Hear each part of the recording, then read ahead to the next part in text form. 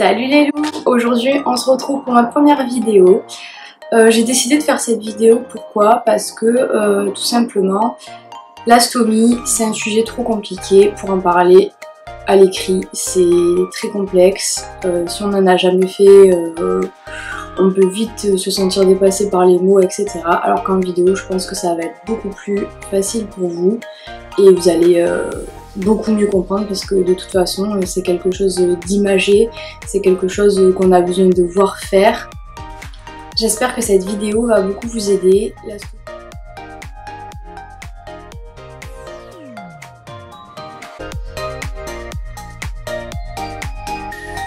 Nous allons commencer en présentant les produits parce que c'est important de présenter les produits un par un pour savoir à quoi sert chaque produit. Chaque produit va avoir une fonction et il faut les comprendre pour pouvoir bien appliquer la routine et se rappeler dans quel ordre il faut le faire pour pas que ça devienne un casse-tête tout de suite, pour pas avoir besoin tout le temps d'une feuille à regarder, mince dans quel ordre je dois faire ça.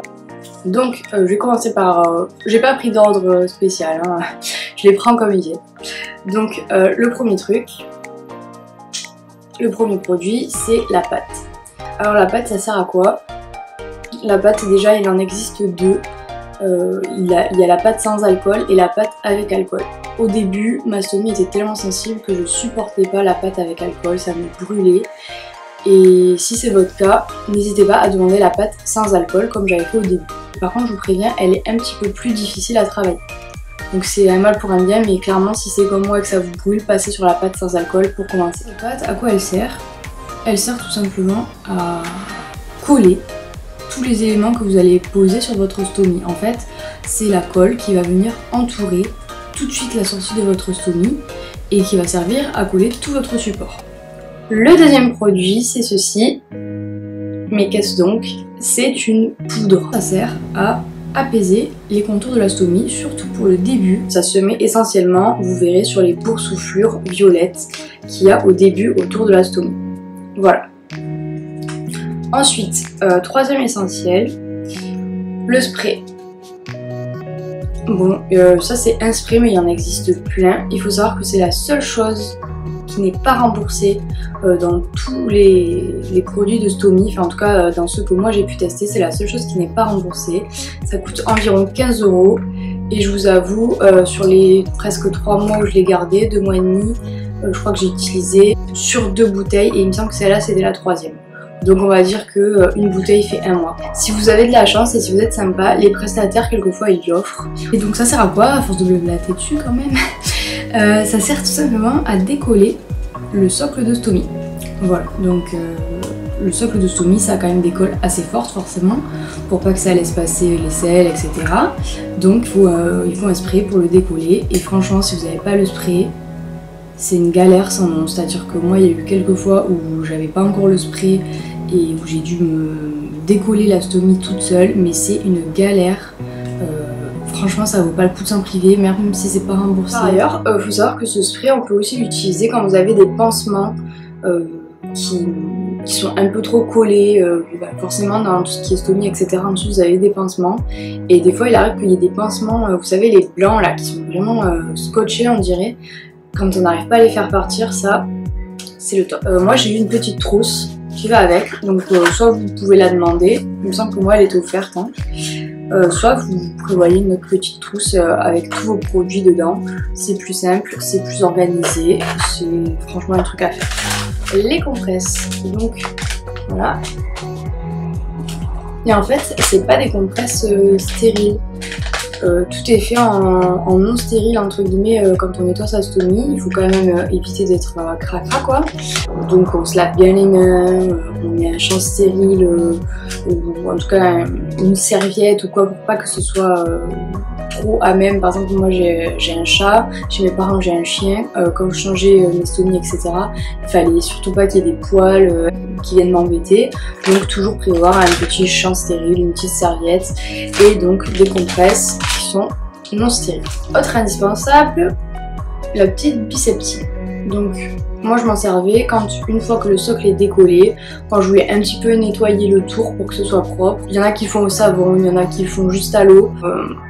Moi j'aimais bien quand même mettre un petit peu de biceptine sans toucher bien sûr le cercle intérieur, hein. Faut pas en mettre à l'intérieur de la stomie, même si je pense pas que ce soit dangereux en soi, mais se focaliser plutôt sur l'extérieur et la peau pour bien enlever les résidus de colle, etc. qui auraient pu rester même avec le spray. Voilà, moi c'est ce que je faisais. Là on va rentrer dans les produits réellement propres à ce qu'on appelle la stomie, le socle, les anneaux, les poches. Je vais vous présenter ce que moi on m'a donné. Au début j'en avais une autre, ensuite j'en ai eu encore une autre et celle-là c'est celle qu'on a trouvée au final. Ne croyez pas que la première stomie qu'on va vous donner ce sera celle qu'il vous faut. Souvent il va y avoir des problèmes, vous allez vous dire ah non ça fuit trop. Et c'est pas normal en fait, si ça fuit trop c'est pas normal, si vous devez la changer tous les jours c'est pas normal, enfin, en tout cas si ça fuit tous les jours c'est pas normal. N'hésitez pas en fait à dire bah elle me convient pas cette stomie et j'en veux une autre, tout simplement j'en veux une autre. Et les stomathérapeutes ils sont là, ou elles sont là pour vous aider et pour que vous ayez le plus de confort possible avec cette stomie et que ça ne devienne pas un calvaire. Clairement moi à la fin c'était confortable. Ça me prenait plus la tête. Limite j'avais peur d'aller la refermer. Quand on sait tout ce qui se passe derrière, ça ce sera une autre vidéo. Je vais vous présenter mes produits à moi et ils sont exclusivement les miens. Peut-être que vous aurez les mêmes, peut-être pas. Et en tout cas je vous montre ce qu'il est possible d'avoir. Premier truc que moi je posais en premier sur ma peau, c'est ceci. C'est un anneau qui se module à la forme de votre stomie. Ce qui s'est passé c'est que moi j'avais un petit pli au niveau du bas de la stomie et ça faisait que les poches qui étaient planes ne tenaient pas sur moi. Et du coup ça tenait pas, j'en essayais plusieurs, ça tenait pas, surtout celles qui étaient rigides, c'était même pas la peine d'y penser. Et au final on a trouvé ces petits gadgets et donc ça, à quoi ça sert? Ça sert à épouser la forme de votre stomie pour ensuite y coller un socle qui lui n'aurait pas convenu tout seul sur votre stomie, à même votre stomie en fait. Ça c'est comme un adaptateur qui sert à bien mouler on va dire votre stomie à la poche qui va venir s'y fixer. On va passer donc au socle. Voilà dans quoi ça se présente. On l'ouvre et ça se présente comme ça. Il vous faut un deuxième gadget indispensable, le ciseau. Et c'est pas des ciseaux de cuisine, hein, c'est des ciseaux spéciaux qu'on achète en pharmacie. Ils servent à quoi? Vous passez là-dedans et vous venez couper. Voilà, et en fait le mieux c'est de garder un petit pochoir de sa stomie pour reproduire à chaque fois le bon trou pour que ça épouse parfaitement la stomie. Et le socle, lui vient se poser directement, ou pas, selon si vous avez un anneau ou pas, sur la stomie. La poche. Donc je vous la sors. La mienne, il faut savoir que c'est l'une des poches les plus grandes que j'ai pu tester, les plus longues. Ça peut vous choquer, mais moi c'était ma préférée. Voilà, parce que je savais que j'avais pas de stress à avoir pour la changer, etc. Elle a tellement de contenance que je ne stressais pas. Donc ça sert à quoi là? Ça c'est un petit filtre pour pas que les gaz fassent gonfler la poche, vous voyez. Et pour éviter les odeurs aussi. Là on a ce qui vient se clipser au socle. Il faut vraiment bien appuyer. Moi j'ai jamais eu de problème avec ça, pour le coup c'est pas l'un des trucs qui a fui dans toutes les stomies que j'ai eues, c'est assez safe comme truc. C'est un bout comme ça, j'arrive même pas à le défaire, c'est assez solide je vous avoue. Bien qu'une fois avec un collant, ça s'est ouvert. C'est la seule fois où ça s'est ouvert, donc les filles faites attention, en hiver avec les collants ça peut frotter et s'ouvrir. Ouais, c'était assez folklorique comme moment, je vous avoue. Moi, c'est un embout robinet et il existe d'autres embouts. Je crois qu'il en existe 3-4, je dirais. Il me semble que sur les 2 mois et demi que j'ai eu mes stomies, j'ai dû faire appel 3 fois pour changer, pour renouveler les stocks. Il y a un truc que je vous ai pas montré parce que, 2 trucs que je vous ai pas montré parce que j'en ai plus. J'avais demandé des petits sacs poubelles, c'est ultra pratique, il faut vraiment les demander parce que moi personne m'a dit que ça existait. J'ai trouvé l'idée toute seule, je sais pas pourquoi, je me suis dit ça doit exister des petits sacs plastiques pour jeter tout ça, parce que franchement avoir une énorme poubelle remplie de trucs de stomie au bout d'un moment, c'est juste pas possible. Donc c'est des petits sacs gris assez hauts en fait, ils sont très longs Et donc on peut tout fourrer comme ça. Moi je le mettais à côté, donc j'enroulais comme ça et puis je le mettais à côté pour jeter au fur et à mesure toutes mes compresses, les petits socles. Et deuxième truc que je vous ai pas dit sur la colle, ça colle. Donc ça colle au doigt, ça reste collé à la peau, etc. Et pour pas que ça fasse ça et pour que vous arriviez bien à mouler la forme de la colle autour de la stomie, il vous faut un petit gobelet d'eau, en fait de l'eau tout simplement du robinet. Hein. Et moi j'avais pris, vous savez, les petits gobelets de café là, des tasses à café blanc là, voilà. Donc j'avais pris ça et c'était assez pratique à transporter par là. On trempe un peu ses doigts, on les humidifie, après venir travailler la colle. Voilà, donc deux trucs que j'ai pas montré mais qui sont pour moi indispensables. On en a donc fini avec les produits, j'espère que ça a été assez clair.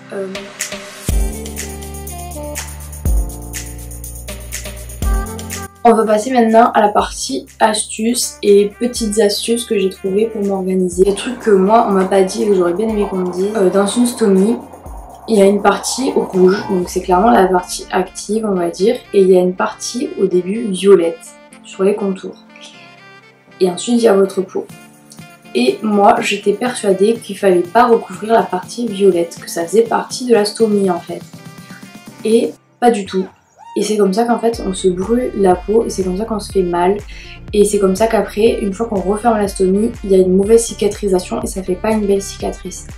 Donc si je peux vous donner un conseil, ne laissez pas cette partie violette comme si ça faisait partie de la stomie active. En fait il faut la protéger, la recouvrir cette partie violette. Et quand vous mettez votre colle, il faut mettre la colle aussi sur la partie violette. Et surtout sur la partie violette. Clairement il faut plus qu'on voit le violet, il faut qu'on voit que le rouge de la stomie, de l'intérieur de la stomie. Ensuite, une autre astuce, je vous conseille de pré-découper vos socles. Moi j'en avais souvent 2 voire 3 de pré-découpés. Avec le pochoir, comme je vous disais, que j'avais toujours avec moi, je regardais à peu près où est-ce que je devais couper et j'en préparais 2, 3 toujours d'avance parce qu'il se peut des fois que vous coupiez mal au dernier moment, que vous ayez pas le temps, vous deviez partir, etc. Si en plus on doit penser à pré-découper son socle, c'est déjà beaucoup plus long. Soyez pas trop dur avec vous-même. Si vous devez recommencer, si vous avez raté un socle, c'est pas grave, on recommence. On redécolle, c'est qu'une histoire d'organisation pour pas se stresser. Je m'asseyais sur cette chaise en face de mon miroir. Ça c'est des astuces que je peux vous donner, se mettre en face d'un miroir pour que ce soit plus simple, pour qu'on voit mieux la stomie, à quel endroit on met le socle, etc. Parce que je vous déconseille de coller votre stomie et je pense que les stomathérapeutes vous le diront, vous l'ont dit. Il ne faut pas coller sa stomie sur un corps qui est plié. Donc si moi là je suis sur cette chaise, je peux pas coller ma stomie comme ça en fait. Je peux la nettoyer, je peux m'en occuper. Mais une fois que je vais coller le socle et l'anneau, il ne faut pas que je sois pliée. Il faut vraiment que je sois tendue. Donc à chaque fois je me mettais debout en face de mon miroir et je collais le socle en regardant le miroir. Que je vous raconte, j'ai cru que j'allais pouvoir faire changer ma stomie par les infirmières. Très vite, je me suis rendu compte que c'était une grosse mauvaise idée parce que c'est pas possible, clairement. Au début, votre stomie, elle va fuiter, c'est obligé. Enfin, je veux pas vous démoraliser, mais c'est obligé, elle va fuiter. Il y a des moments où vous allez devoir la changer en pleine nuit, il y a des moments où vous allez la mettre et genre 1 heure après vous allez devoir la changer parce qu'elle était mal mise. Et ça c'est les débuts, c'est normal, ça prend quelques semaines à être réglé, je dirais environ 3 semaines. Quand on m'a demandé à l'hôpital, elle me dit comment vous comptez changer votre stomie. Moi je dis ah bah je pense que je vais demander aux infirmières qui s'occupent de moi à la maison.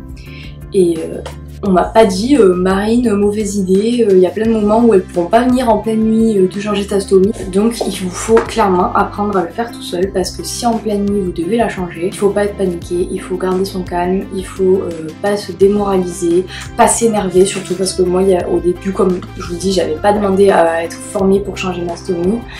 Ben, je m'énervais, j'étais à 3 h du matin dans ma salle de bain et j'avais envie de me taper la tête contre un mur parce que j'arrivais pas à changer ma stomie.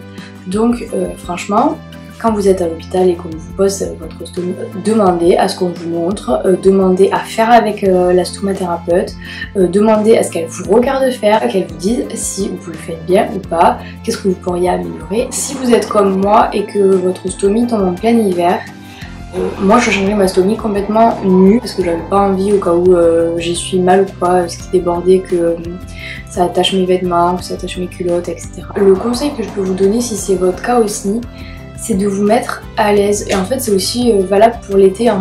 Je me rends compte. Quand c'est l'été, je vous conseille de vous mettre pas loin d'une clim ou d'un ventilateur. Et quand c'est l'hiver, je vous conseille d'être pas loin aussi d'un petit chauffage d'appoint ou quoi. Si vous êtes dans votre salle de bain, si c'est mal chauffé chez vous, ça prend du temps, ça prend un petit quart d'heure si vous êtes rodé, ça prend 30 minutes si vous n'êtes pas rodé. Faut pas que ça devienne une épreuve en fait de changer sa stomie, faut se mettre à l'aise. Et le dernier conseil que je peux vous donner, c'est de jamais laisser tomber. Moi il y a eu un moment où j'ai cru que j'allais laisser tomber, que je pleurais tout le temps de cette stomie. Au début, je vous avoue, je faisais que pleurer. Ça me faisait mal, ça brûlait. C'était la galère, franchement, c'était la galère. Ça arrêtait pas de fuiter. Et ça, c'est mon cas personnel parce que, encore je vous le répète, j'avais un pli qui faisait que ça a été long pour trouver ma poche. Si vous avez une stomie sympa, on va dire, pour vous ça sera peut-être pas aussi difficile de trouver un soc. Si c'est votre cas aussi, si vous galérez avec votre poche, franchement ne perdez pas espoir. La personne avec qui j'ai eu affaire à la clinique Saint-Privat a été d'une patience dingue avec moi. On y est arrivé ensemble, on a réfléchi ensemble, elle m'a beaucoup aidée. Elle m'a dit: Marine, je te promets que sur toutes les personnes à qui j'ai eu affaire, on n'a jamais eu une poche qu'on n'a pas trouvée pour une personne. C'est-à-dire qu'il y a forcément une poche qui existe pour vous.